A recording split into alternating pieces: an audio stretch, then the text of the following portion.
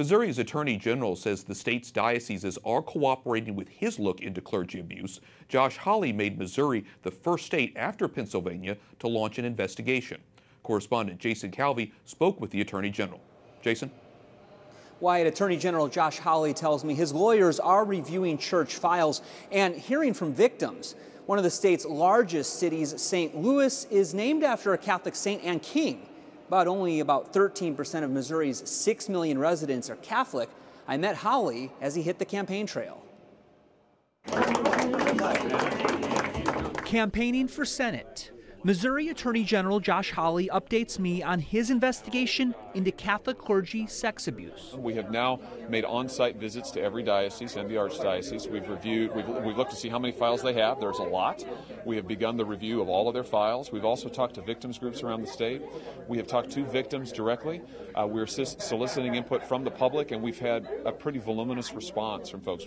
Hawley launched his investigation in August. The first after Pennsylvania's scathing grand jury report.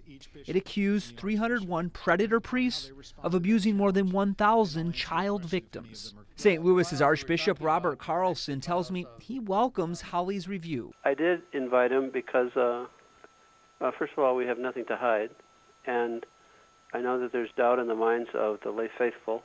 Hawley says he hopes Missouri's investigation will be wrapped up faster than the 2-year probe in Pennsylvania. And I know a lot of Catholics really support this move to investigate. They want to see the church purified of corruption. There's other Catholics that say, well, why aren't you targeting the public schools? Why aren't you targeting juvenile detention facilities? You know, I would say that I think that it is important that the public have confidence in their leadership, and that includes in their religious leadership, the church leadership. And, you know, I'm a believer myself. And I think what the Archbishop said, Archbishop Carlson, in saying that he wants to see anybody who has committed a crime held to account. Some critics criticize Hawley's investigation because he can't subpoena or force testimony. Priest abuse ranked #1 among the mainstream media's Catholic-related stories in September.